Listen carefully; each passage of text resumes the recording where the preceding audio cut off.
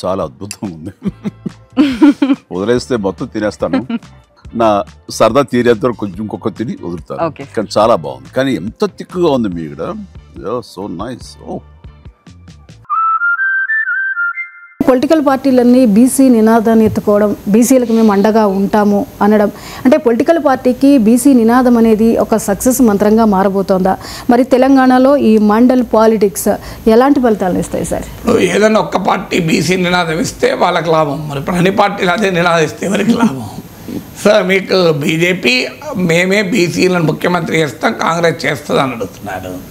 ఎన్నడైనా ముఖ్యమంత్రి బీసీ అయితే కాంగ్రెస్లో నాకు కావాలని కాంగ్రెస్ అంటోంది. బీఆర్ఎస్ మేము అసలు బీసీ రిజర్వేషన్లో మేము కూడా అనుకూలమే అంటున్నారు. మధ్యలో కవిత నా వల్లనే వచ్చింది అంటున్నారు. సో అందువల్ల ఇందులో వన్ పార్టీ లేదు, చాలా హెవీ కాంపిటీషన్ ఉంది బీసీ వాదాన్ని ఉపయోగించుకోవటానికి. కానీ ఫ్యాక్ట్ ఏంటి, ఒకటి తెలంగాణ రాజకీయాల్లో మండల్ పాలిటిక్స్ ప్రభావాన్ని చూపుతాయా అంటే తెలంగాణకు నార్త్ ఇండియాకు తేడా ఉంది. నార్త్ ఇండియాలో కూడా మీకు బీసీ పాలిటిక్స్ మండల్ పాలిటిక్స్ యునైటెడ్గా లేవు. అక్కడ కూడా మీరు గమనిస్తే యూపీ బీహార్లలో యాదవులు ఒక dominant section with in the BCs. అంటే యాదవులు కోరుగా ఉంటూ ఇతర రకాల శక్తుల్ని కలుపుకోవడం. ఇక్కడ తెలంగాణ బీసీ డెమోగ్రఫీలో అలా యూపీలో ఉన్నట్లు ఒక particular backward class dominating role play చేసే సిచ్యువేషన్ లేదు ఇక్కడ. మన దగ్గరకు వచ్చే వరకు మున్నూరు కాపులు, ముదిరాజులు, గౌడాలు, యాదవులు ఇలా చాలా కాస్ట్లు ఈక్వల్లీ పవర్ఫుల్. మీకు అమెరికా, మీకు యూపీ బీహార్ లాగా యాదవ్ సెంట్రిక్ మండల్ పాలిటిక్స్, ఒక కాస్ట్ సెంట్రిక్ మండల్ పాలిటిక్స్ లేవు. ఇది మొదటి తేడా. రెండవ తేడా ఏంటంటే అక్కడ కూడా బీసీలందరూ ఒకే రకమైన సామాజిక ఆర్థిక స్థితిగతులు ఉన్న కమ్యూనిటీ కాదు. It is not a single identity, it is a multiple identity. Backward class అనేది ఇప్పుడు మీకు షెడ్యూల్ కాస్ట్లో కూడా అనేక కులాలున్నా కన్షీరామ్ యునైట్ చేయగలిగాడు, దళిత్ పాలిటిక్స్ను ఒక పవర్ఫుల్ వెపన్గా చేయగలిగాడు. కారణం ఏంటంటే అందరినీ కలిపేటువంటి ఒక అంశం ఉంది. అంటరానితనం, అన్టచబిలిటీ, సామాజిక అణచివేత, క్రూరమైన దుర్మార్గమైన సామాజిక అణచివేత దళిత వాదానికి ఒక పునాదులు. కానీ బీసీ వాదం వచ్చే వరకు ఇప్పుడు మీకు నార్త్ ఇండియాలోనే మోస్ట్ బ్యాక్వర్డ్ కాస్ట్ ఉంది. మీకు బీహార్లో అయితే యాదవుల కన్నా ఎక్కువ జనత, 14% యాదవ్స్ ఉంటే 36% most backward cost, Kurmi, కొయిరి, Kushwaha లాంటివి. సో అందువల్ల అక్కడ కూడా ఇప్పుడు నితీష్ కుమార్ లాంటి ఫినామినా ఎమర్జ్ అయింది. మీకు యూపీలో కూడా యాదవేతర ఓబీసీలని మీకు బీజేపీ అట్రాక్ట్ చేస్తుంది. ఇది కాకుండా కాస్ట్ బేస్డ్ పాలిటిక్స్ ఉన్నాయి. ఇప్పుడు ఉదాహరణకు మీకు అప్నాదల్ లాంటి పార్టీలు ఉన్నాయి యూపీలో. అంటే ఒక్కొక్క బ్యాక్వర్డ్ కాస్ట్కి ఒక్కొక్క పొలిటికల్ ఫార్మేషన్లు కూడా ఉన్నాయి. సో అందువల్ల మీకు బీసీ పాలిటిక్స్, మండల్ పాలిటిక్స్ కూడా ఒక యూనిఫామ్గా, కోహరెంట్గా, యునైటెడ్గా నార్త్ ఇండియాలో కూడా లేవు. కానీ ఆ రకమైన ట్రెండ్ కూడా మన దగ్గర లేదు. దీనికి తోడు మండల్ ఎరాలో క్లియర్గా యూపీ బీహార్లలో అప్పర్ కాస్ట్ డామినేటెడ్ పాలిటిక్స్ ఉండేవి. మండల్ ఎరాలో మండల్ ఐడెంటిటీ ఆధారంగా అప్పర్ కాస్ట్ డామినేటెడ్ పాలిటిక్స్కి ఆల్టర్నేటివ్గా మండల్ పాలిటిక్స్ ఎమర్జ్ అయ్యాయి. కానీ తెలంగాణకు వచ్చేవరకు ఏంటంటే మనకు ఆ రకమైన identity, mandal identity politics emerge కాలే.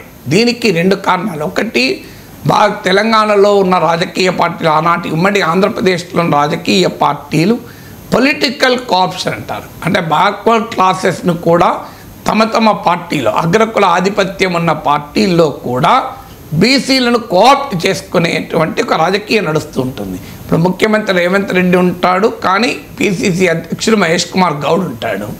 మీకు భారతీయ జనతా పార్టీ బీసీని ముఖ్యమంత్రి చేస్తామంటారు, కానీ పార్టీ అధ్యక్షుడు రామచంద్రరావు ఉంటాడు, శాసనసభలో పార్టీ నాయకుడు మహేశ్వర్ రెడ్డి ఉంటాడు, శాసన మండలిలో పార్టీ నాయకుడు ఏవిఎన్ రెడ్డి ఉంటాడు. మీరు గమనించండి, ఇంట్రెస్టింగ్ ఏంటంటే. సో మరి చెప్పేదేమో బీసీని ముఖ్యమంత్రి చేస్తామంటారు. సో బలమైన బీసీ నాయకులు బీజేపీలోకి ఉన్నారు. బండి సంజయ్, ఈటల రాజేందర్, అరవింద్ లాంటి బలమైన బీసీ నాయకులు ఉన్నారు. మీకు తెలుగుదేశం పార్టీ ఏకంగా బీసీలకు ఒక రకమైన రాజకీయ సాధికారికత ఇచ్చింది. దేవేందర్ గౌడ్, తలసాని శ్రీనివాస్ యాదవ్, మీకు యనమల రామకృష్ణుడు లాంటి బలమైన బీసీ నాయకులు ఎమర్జ్ అయ్యారు టీడీపీ రాజకీయ శిబిరంలో. సో అందువల్ల ఇక్కడున్న రాజకీయ పార్టీలు అప్పర్ కాస్ట్ డామినేషన్ ఉన్నా కూడా బ్యాక్వర్డ్ క్లాస్ లీడర్షిప్ను కోఆప్ట్ చేసుకుంటున్నాయి. తర్వాత మీకు ఇంకో ట్రెండ్ ఏంటంటే తెలంగాణలో బీసీ ఉద్యమాలు ఏం జరగలే. ఇది పొలిటికల్ మేనేజ్మెంట్ ఇదంతా. మీకు ఉద్యమాలు జరిపిన వాళ్ళు ఎక్కడున్నారు? ఇప్పుడు ఆర్ కృష్ణయ్య బీసీల తరఫున ఉద్యమం జరిపాడు, ఆయన బీజేపీలో నాయకుడు. మీకు ఆర్ఎస్ ప్రవీణ్ కుమార్ దళిత అస్తిత్వవాద రాజకీయాలతో బహుజన్ సమాజ్ పార్టీలో చేరాడు. ఆయన సోషల్ వెల్ఫేర్ స్కూల్స్లో ఒక మంచి కృషి కూడా చేశారు. ఆన్ గ్రౌండ్ క్లియర్ రిజల్ట్ వచ్చాయి దానికి. కానీ ఆయన తర్వాత ఎక్కడ బీఎస్పీని క్లోజ్ చేసేసి బీఎస్పీని వదిలేసి బీఆర్ఎస్లో చేరి బీఆర్ఎస్ నాయకుడు అయ్యాడు. సో ఇక్కడికి వచ్చేవరకు ఏమవుతుందంటే బ్యాక్వర్డ్ క్లాస్ల ఉద్యమాలు ఏమీ తెలంగాణలో లేవు. మీకు నిజంగా చెప్పాలంటే ఇది ఒక బాధ వేసే అంశమే. సో సమాజంలో చాలా వెనుకబడినటువంటి వర్గాలు బ్యాక్వర్డ్ క్లాసెస్ నిజం కూడా ఇప్పటికీ మోర్ దెన్ 50% ఉంటారు. ఉమ్మడి రాష్ట్రం నుంచి ఇప్పటి వరకు ఒక్క బీసీ ముఖ్యమంత్రి లేడు. మరి ఎందుకు లేడు అంటే రాజకీయ సాధికారికత లేదు. ఇప్పటికి కూడా కాంగ్రెస్ పార్టీ 42% బీసీ రిజర్వేషన్లు అంటారు. ఎమ్మెల్యేలంతా రెడ్లే ఉంటారు, ముఖ్యమంత్రులు రెడ్లే అవుతారు కాంగ్రెస్లో. మీకు బీసీలు ఎక్కడున్నారు చెప్పండి? ఆఖరికి మంత్రులు కూడా బీసీలకు ఇవ్వడానికి నానా ఈ బాధలు పడాల్సి వస్తుంది. రెడ్ల నుంచి పెద్ద గట్టి పోటీ వస్తుంది. మొన్న కూడా వాకాటి శ్రీహరి వీళ్ళకి ఇవ్వాలి అంటే మీరు సుదర్శన్ రెడ్డి, రాజగోపాల్ రెడ్డి లాంటి బలమైన నాయకుల్ని ఆపాల్సి వచ్చింది. వాళ్ళు ఇప్పటికీ ఆగడం లేదు రాజగోపాల్ రెడ్డి లాంటి వాళ్ళు. సో అందువల్ల ఇక్కడ పాలిటిక్స్ వేరు మనకి తెలంగాణకు వచ్చారు. అందుకే పొన్నాల లక్ష్మయ్యను ముందు పెట్టి కాంగ్రెస్ పార్టీ గెలుద్దామని చూసింది. 2014లో ఓడిపోయింది. ఆర్ కృష్ణయ్యను ముఖ్యమంత్రిగా ప్రకటించి తెలుగుదేశం రాజకీయాలు చేస్తామని చూస్తే ఓడిపోయింది. తర్వాత ఆఖరికి శాసనసభ పక్ష నేత కూడా ఆయనకి ఇవ్వలేదు. బండి సంజయ్, ఈటల రాజేందర్ లాంటి ఇద్దరు బీసీ నాయకులు ముందు పెట్టి బీసీని ముఖ్యమంత్రి చేస్తామని బీజేపీ నినాదం ఇస్తే ఇక్కడ పాలించలేదు. మళ్ళీ తర్వాత పార్టీ అధ్యక్ష పదవి బీసీకి ఇవ్వలేదు, పార్టీ శాసనసభాపక్ష నేత పదవి కూడా బీసీకి ఇవ్వలేదు. సో అందువల్ల ఇలా రాజకీయాల కొరకు జరుగుతున్న బీసీ వాదమే తప్ప నిజంగా వెనుకబడిన వర్గాల బిడ్డల సామాజిక ఆర్థిక జీవితాన్ని మార్చేటువంటి గ్రాస్ రూట్స్ ఉద్యమాలు ఎక్కడున్నాయి?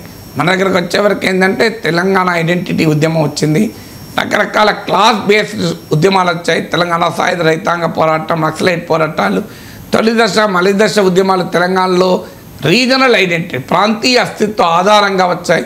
లేదా ఉమ్మడి రాష్ట్రంలో తెలుగుదేశం ఫినామినన్ తెలుగు భాషా అస్తిత్వవాదం నుంచి వచ్చింది. సో ప్రాంతీయ అస్తిత్వం నుంచి వచ్చాయి. కానీ బీసీ అస్తిత్వవాదం పైన ఆధారంగా బలమైన ఉద్యమాలు ఎక్కడా తెలంగాణలో జరగలే. అందువల్ల తెలంగాణలో బీసీ వాదం ఎంత మేర క్లిక్ అవుతుంది అనేది క్వశ్చన్ మార్కే. మనం విల్ హ్యావ్ టు సీ.